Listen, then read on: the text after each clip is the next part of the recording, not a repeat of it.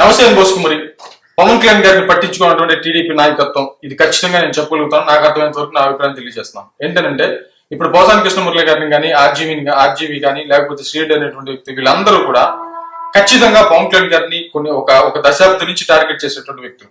వీళ్ళు చాలా నీచంగా పవన్ కళ్యాణ్ గారి విషయంలో ప్రవర్తించారు. అధికారంలోకి వచ్చిన తర్వాత ఏదో పవన్ కళ్యాణ్ గారు పట్టుబడితే నామమాత్రంగా, అంటే ఒక రకంగా చెప్పాలంటే అధికారంలోకి వచ్చిన తర్వాత కూడా, ప్రభుత్వం వారి కూటమి అధికారంలోకి వచ్చిన తర్వాత కూడా విపరీతమైనటువంటి వికృతమైనటువంటి ధోరణికి వెళ్తుంటే, కానీ ఇంకా పట్టించుకోకుండా చంద్రబాబు నాయుడు గారు ఉంటే నేను హోంమంత్రి పదవి తీసుకోవాల్సి వస్తుందని చెప్పేసి పవన్ కళ్యాణ్ గారు స్పందించిన తర్వాతే దాని మీద చంద్రబాబు నాయుడు గారు మళ్ళీ రియాక్ట్ అయినటువంటి పరిస్థితి అయితే ఉన్నాయి. అంటే అందరూ ఇటు చేసుకొని కూర్చోరు కదా, ఇటు చేసుకొని ఖచ్చితంగా కూర్చోరు. మరి చట్టబద్ధంగానే అన్యాయంగా అవసరం లేదు. వాళ్ళు చేసిన దానికి చట్టబద్ధంగా ఎలాంటి విధానం ఉంటుందో అలాంటి విధానమే చేయమంటే ఏదో దోమలబాగుతో కొట్టినట్టు అసలు పవన్ కళ్యాణ్ గారి విధానం పట్టించుకోకుండా చంద్రబాబు నాయుడు గారు వ్యవహరిస్తున్నారు అనేది మాత్రం క్లియర్ గా అర్థమవుతున్నటువంటి విషయంగా చాలా మంది చెప్తున్నారు. ఇదే అర్థమవుతుంది. ఇప్పుడు ఆర్జీవి గారికి సంబంధించి ఆయన యాక్షన్ తీసుకోవట్లేదు. పోసాని కృష్ణమురళి గారి మీద ఏదో ఊరకట్ల తాత్కాలికంగా తీసుకున్నారు, అది ఏమైతే తెలియదు. శ్రీరెడ్డి ఏమో హైకోర్టుకి వెళ్ళి యాంటిసిపేటరీ బెయిల్ తెచ్చుకుంది. మరి అంటే ఒక రకంగా చెప్పాలంటే కేసు కరెక్ట్ గా పెడుతున్నారా లేదా వీళ్ళు, అది అర్థం కావట్లేదు. కేసు కరెక్ట్ గా పెడుతున్నారు. కొన్ని దశాబ్దాల నుంచి అసలు క్యారెక్టర్ అసాసినేషన్ చేస్తూ ఉంటే, ఇంట్లో వాళ్ళు తిరుగుతూ ఉంటే, భయంకరంగా హింసిస్తుంటే, మానసికంగా వ్యధ గురి చేస్తూ ఉంటే, మరి వాళ్ళ మీద సరైనటువంటి రెస్పాండ్ అవ్వట్లేదు అంటే చంద్రబాబు నాయుడు గారు దాన్ని ఎంకరేజ్ చేస్తున్నట్ట, పవన్ కళ్యాణ్ గారిని అవమానిస్తున్నట్ట, ఏం అర్థం కావట్లేదు. అంటే టీడీపీ పార్టీకి సంబంధించి ఖచ్చితంగా ఇప్పుడు మేము అరెస్ట్ చేసేసాం, ఏదో ఊరిక తాత్కాలికంగా అట్లా అరెస్ట్ చేసేసాం అనేటువంటి విధంగా చూపించుకునే ప్రయత్నం చేస్తున్నారా? ఇది మాత్రం చాలా మందికి అనుమానం వ్యక్తం అవుతున్నటువంటి పరిస్థితులు అయితే ఉన్నాయి. ఖచ్చితంగా టీడీపీ పార్టీ అంటే పవన్ కళ్యాణ్ గారు అన్నారు 15 సంవత్సరాలు తగ్గారు ఏంది అని చెప్పేసి మాట్లాడుతున్నారే, ఇది కూడా దాంట్లో ఒక కారణం. అంటే ఇంకా ముందు చాలా ఉంటుంది. పవన్ కళ్యాణ్ గారిని అర్థం చేసుకోవాలంటే ఆషామాషి ఎవరు అయితే కాదు.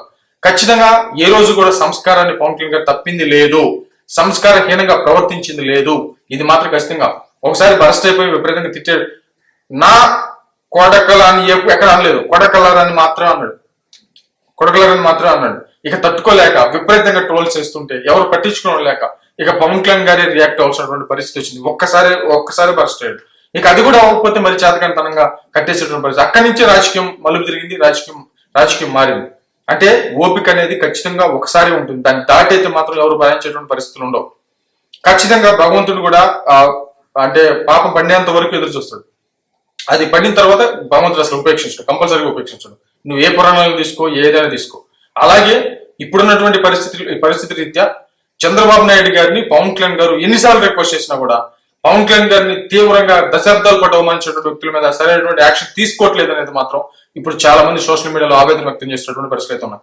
ఈ అరెస్ట్ కూడా తాత్కాలికమైనటువంటి అరెస్టా అనేది అర్థమవుతుంది. ఇప్పుడు వల్లభనేని వంశీ గారు ఉన్నారు. వల్లభనేని వంశీ గారు పవన్ కళ్యాణ్ గారి గురించి తక్కువగానే మాట్లాడారు.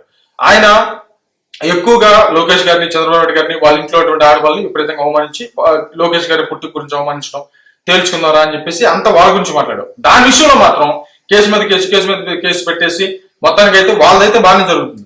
కానీ పవన్ కళ్యాణ్ గారిని వేధించినటువంటి వ్యక్తులు ఎవరైతే ఉంటారో వాళ్ళని ఏదో నామమాత్రంగా ఏదో కనీసం కేసు కూడా సరిగ్గా బిల్డ్ చేయకుండా వాళ్ళు ఊరికనే బెయిల్ వచ్చేసేటువంటి విధంగా ప్లాన్ చేయటం అనేది అది ఎంతవరకు కరెక్ట్ అనేది మాత్రం చాలా మంది ఆవేదన వ్యక్తం చేసినటువంటి పరిస్థితులు ఉన్నాయి. ఇదే ధోరణి కంటిన్యూ అయితే మాత్రం తెలుగుదేశం పార్టీ చాలా భారీ మూల్యాన్ని చెల్లించుకోవాల్సి వస్తుంది అనేది జనసేనకి ఆవేదన వ్యక్తం చేస్తున్నారు సోషల్ మీడియా వేదిక. మరేమైతే చూద్దాం.